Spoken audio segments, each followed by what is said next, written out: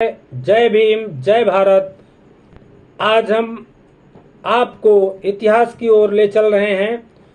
कौटिल्य या चाणक्य से चंद्रगुप्त मौर्य से कोई नाता नहीं है, ये मैं आपको बताने जा रहा हूं। और अधिक जानकारी के लिए मेरा YouTube channel Panchsheel Bharat like और सब्सक्राइब कर लें, ताकि भविष्य में जो भी वीडियो आए आप आसानी से उसे सुन सकें, समझ सकें। अब आगे हम कौटिल्य और चाणक्य से मौर्य से कोई नाता नहीं, इस विषय पर बताने जा रहे हैं। सम्राट चंद्रगुप्त मौर्य आर्यावर्त, देवाखंड, पंजाब, सिंधु देश का राजकुमार था। मगध जीतने के पूर्व उसका मगध से कोई नाता न था। यद्यपि नंदन वन और पिपली वन में मौर्य वंश की कुछ शाखाएं अपनी गणतंत्री व्यवस्था बनाकर वास कर रही थी, किंतु चंद्रगुप्त मौर्य इस शाखा में नहीं पैदा हुआ। वह पंजाब में स्थित यौधेय गढ़ का राजकुमार था। डॉक्टर सदाशिव अल्तेकार अपने प्रसिद्ध ग्रंथ प्राचीन भारतीय शासन पद्धति में लिखते हैं, यौधेय अपनी अप्रतिम वीरता के लिए प्रख्यात थे। वे देवसेना के सेनापति कुमार कार्तिकेय को अपना कुल देवता मानते थे। नाचते हुए मोर पंछी को कुमार सूर्य का प्रतीक मानकर यौधेय गण के लोग उनका पूजा करते थे। ये लोग अपने को देवसेनानी मत्त मयूरक विशेषण धारण करते थे। व्याकरण पाणिनि ने इन्हें मूर्वेवाह कहा है। यौधेयों के पराक्रम और शक्ति का वर्णन सुनकर सिकंदर के सैनिक दहल गए थे। उन्होंने आगे बढ़ने से इनकार कर दिया था। विश्व राज्य की कीर्ति कौमुदी से चतुर्दिक प्रदेश प्रभावित थे। इस वंश के तरुण एवं तरुणियों को समान रूप से सभी सैनिक शिक्षा कानूनी रूप से अनिवार्य थी। इसीलिए विदेशी इतिहासकारों ने इन्हें एनेशन इन आर्मस कहा है। ये लोग अपनी स्वाधीनता की रक्षा के लिए अपना सर्वस्व गंवाने को तत्पर रहते थे।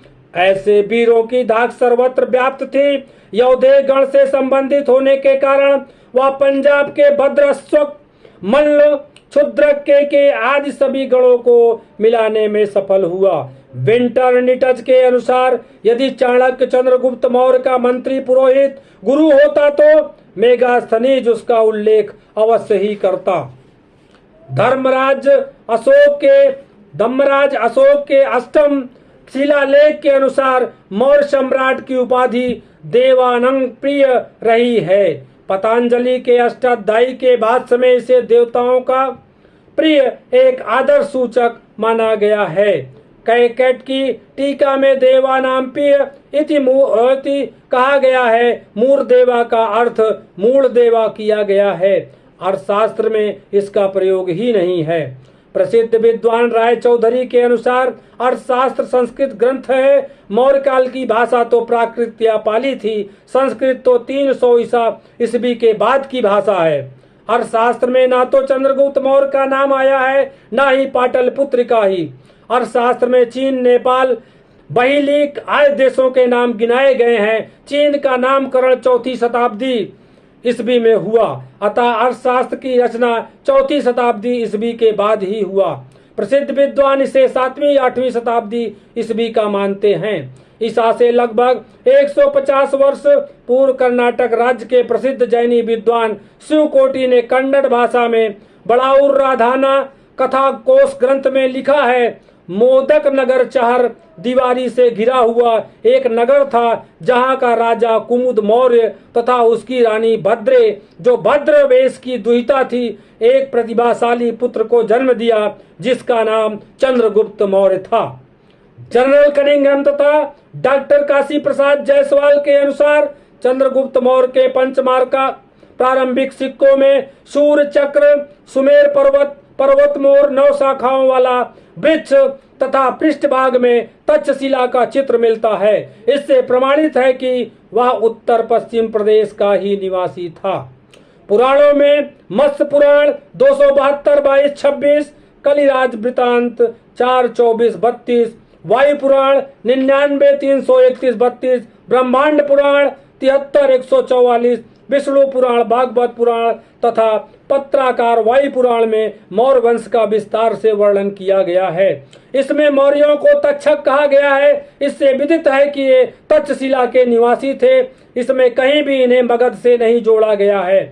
विष्णु पुराण के टीकाकार रत्नगर्भ ने द्वेषवश एक क्षेपक के रूप में 18वीं शताब्दी ईस्वी में मनगढ़ंत रूप से मौर्यों को शूद्र बनाने की कोशिश किया है और कहीं भी शूद्र संबंधी या मगध संबंधी कोई उल्लेख नहीं है।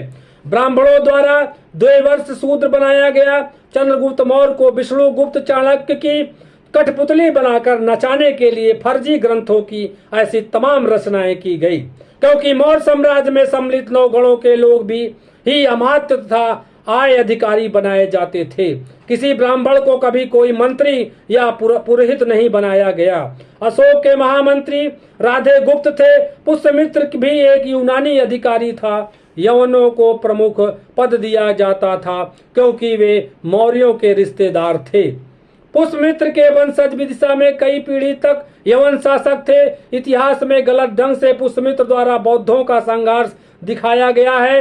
वह तो यवनों के डर से भागकर अपने बेटे अग्निमित्र के यहाँ विदिशा में शरण लिया था। उसने कभी भी शासन किया ही नहीं।